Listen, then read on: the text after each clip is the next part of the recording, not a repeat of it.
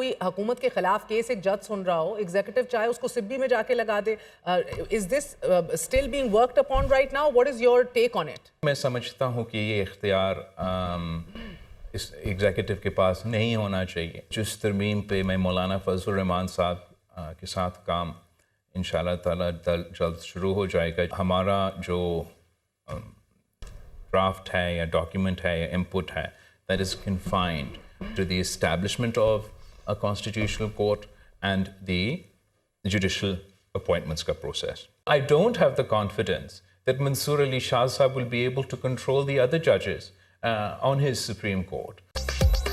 25 اکتوبر ضروری نہ مجبوری ہے. حکومت چاہے گی آئینی ترمیم 25 اکتوبر سے پہلے ہو.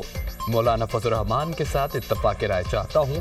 ہم نہیں چاہیں گے آئینی ترمیم کے لیے ارکان کی خرید و فروخت کی جائے. بلاول بھٹو زرداری کہتے ہیں تحریک انصاف والے آئینی ترمیم کو متنازع بنانا چاہتے ہیں. جوڈیشل ریفارم سے عوام کو فوری انصاف ملے گا. جسٹس منصور علی پر اعتماد نہیں کہ وہ سپریم کورٹ کے دوسرے ججز کو کنٹرول کر سکیں گے. ہائی کورٹ کے ججوں کے تبادلوں کا اختیار ایگزیکٹو کے پاس نہیں ہونا چاہیے. پیپلز پارٹی نے اپنے مسودے میں اس نوعیت کی کوئی تجویز نہیں دی. پی ٹی آئی کی کوشش ہے عدلیہ اور اسٹیبلشمنٹ کو متنازع بنایا جائے. تحریک انصاف کا مشن پاکستان کو فیل کرنا ہے. تحریک انصاف والے چاہتے ہیں ملک نہ چلے, مہنگائی کم ہو رہی ہے, ہمیں حکومت کی پالیسی کی تعریف کرنی چاہیے. مجھے وزیر اعظم بنانے کی متعدد بار پیشکش ہو چکی ہے. پی پی چیئرمین بلاول بھٹو کی پروگرام دنیا مہر بخاری کے ساتھ میں گفتگو.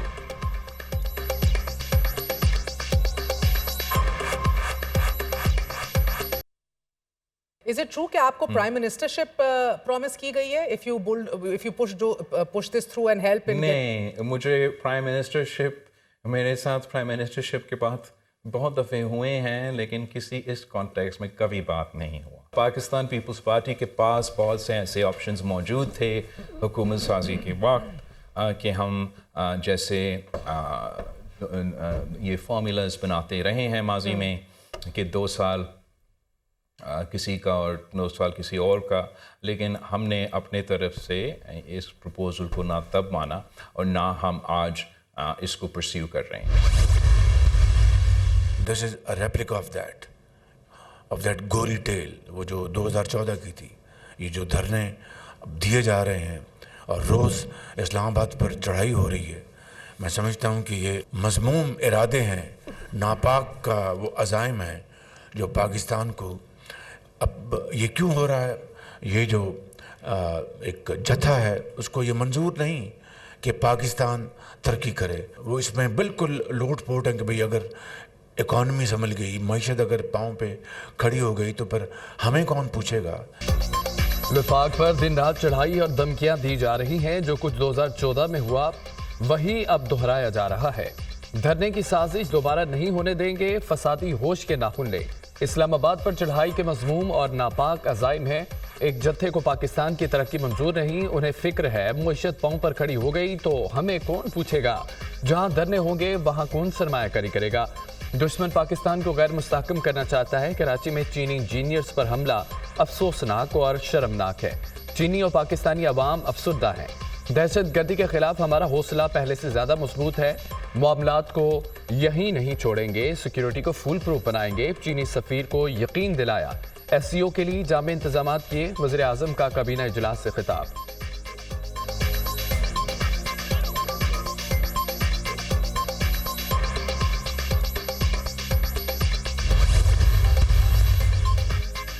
جنگ سے متاثرہ ملک لبنان میں پھنسے پاکستانیوں کی وطن واپسی کا سلسلہ شروع. پہلی خصوصی پرواز 661 کی کراچی آمد. پہلی پرواز کے ذریعے 70 مسافر واپس پہنچے.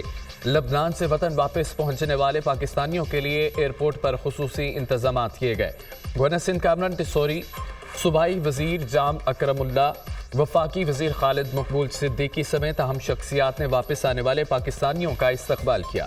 لبنان میں پھنسے پاکستانیوں کی واپسی کے لیے ہر ممکن اقدامات کر رہے ہیں گورنر سندھ کامران ٹسوری.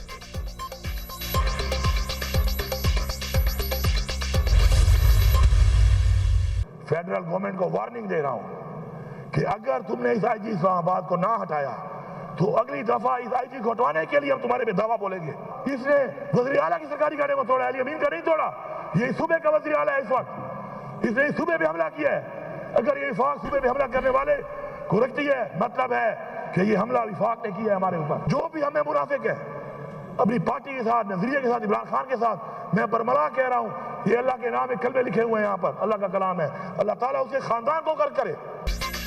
علی امین گنڈا پور کی وفاقی حکومت کو آئی جی اسلام آباد کو ہٹانے کے لیے وارننگ. آئی جی کو نہ ہٹایا گیا تو اسلام آباد پر دعویٰ بولیں گے. علی امین گنڈا پور کی دھمکی, آئی جی نے صوبے کی وزیر اعلیٰ پر حملہ کیا. ایسا سلوک کیا گیا جیسے ہم دہشت گرد ہوں.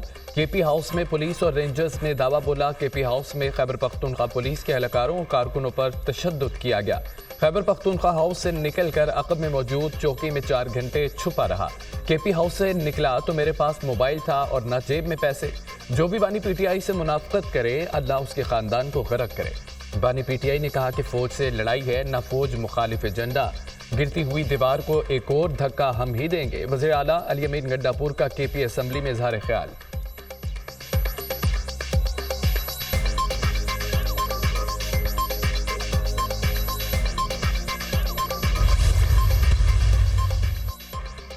خیبر پختونخوا اسمبلی اکھاڑے میں تبدیل. ایوان میں شدید ہنگامہ. حکومتی اور اپوزیشن ارکان آپس میں لڑ پڑے, ہاتھا پائی اور گتم گتا ہوئے. ارکان نے ایک دوسرے پر مکے اور لاتیں برسا دیں. جھگڑا پی ٹی آئی کے نیک محمد اور پی ٹی آئی پی کے اقبال وزیر میں ہوا. دونوں ارکان کے حامی بھی لڑائی میں کود پڑے. اسمبلی کے سیکیورٹی سٹاف نے 3 افراد کو گرفتار کر کے پولیس کے حوالے کر دیا. گرفتار افراد میں اقبال وزیر کا بھتیجا اور ایک رشتہ دار بھی شامل. علی امین گنڈا پور کو بولنے کا وقت دیا گیا, ہمیں کیوں نہیں. اپوزیشن کا ایوان میں شور شرابہ.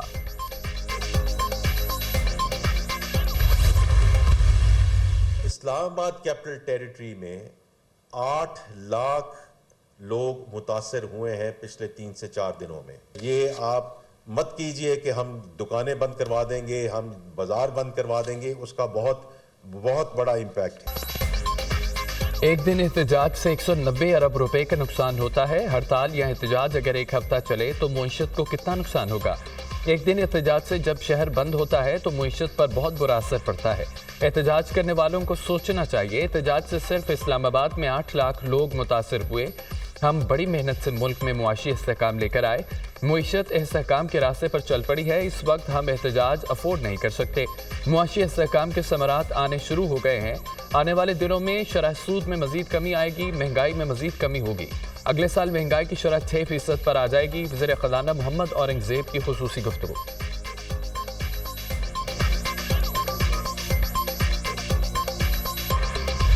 کے پی ہاؤس کو بھی سیل کیا گیا ہے. یہ ہمارے لیے ایک بہت ہی خیبر پختونخوا کے عوام کے لیے بہت بے عزتی ہے. آئین میں تبدیلیاں ہو رہی ہیں. ادھر جو ہے تو آپ چھوٹی باتوں پہ باتیں کر رہے ہیں. ایک وقتی ٹولہ جو کہ اس وقت اپنی ہر طرح سے ہر آئین ہر قانون کو پس پشت رکھ کر اور ایسے اقدامات کر رہا ہے, وہ کسی صورت میں بھی اس ملک کو نہ آگے لے جا سکتے ہیں, نہ اس ملک کے لوگوں کو غربت سے نکال سکتے ہیں, نہ اس ملک میں امن قائم ہو سکتا ہے. ڈی چوک کا احتجاج کافی کامیاب رہا. علی امین گنڈا پور نے اسمبلی میں اپنی پوزیشن واضح کی. کے پی ہاؤس کو سیل کیا گیا. یہ صوبے کے عوام کی بے عزتی ہے. آئینی ترمیم میں جو چیزیں ہو رہی ہیں وہ ناقابل قبول ہے. ایک ٹولہ آئین کو پس پشت رکھ کر ایسے اقدامات کر رہا ہے. سینیٹر شبلی فراز کی میڈیا ٹاک. ایک صوبے کے منتخب وزیر اعلیٰ کی تصحیح کی گئی. کے پی ہاؤس پر حملہ آئین پر حملہ ہے. بنیادی آئینی حقوق کو ختم کرنے کی ترمیم لائی جا رہی ہے. ہم اپنی آئینی جگہ پر فارم پر جاری رکھیں گے.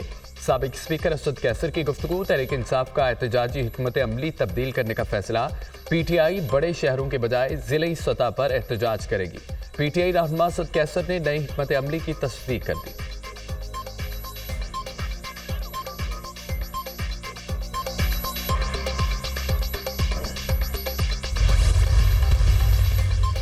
تحریک انصاف کا اسلام آباد میں احتجاج. وفاقی پولیس نے ریسکیو خیبر پختونخوا کی 11 گاڑیاں تحویل میں لے لیں. 6 ambulances, 7 fire tenders, 3 water bowsers, 1 train بھی شامل ہیں. ریسکیو کی گاڑیاں علی امین گنڈا پور کے احتجاج کے ساتھ آئی تھیں. ریسکیو گاڑیاں پنجاب داخل ہونے کے لیے رکاوٹیں ہٹانے کے لیے لائی گئی تھیں.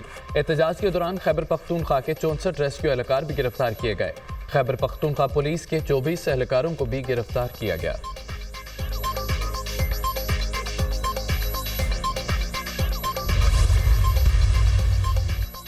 سابق ڈپٹی سپرنٹینڈنٹ نڈیالہ جیل کی 2 ماہ سے گمشدگی کا ڈراپ سین. محمد اکرم 3 रोज़ा जिस्मानी रिमांड पर एंटी करप्शन इस्टेब्लिशमेंट की तहवील में मौजूद साबिक डिप्टी सुपरिटेंडेंट मोहम्मद अकरम के खिलाफ एंटी करप्शन शेखुपुरा में मुकदमा दर्ज है।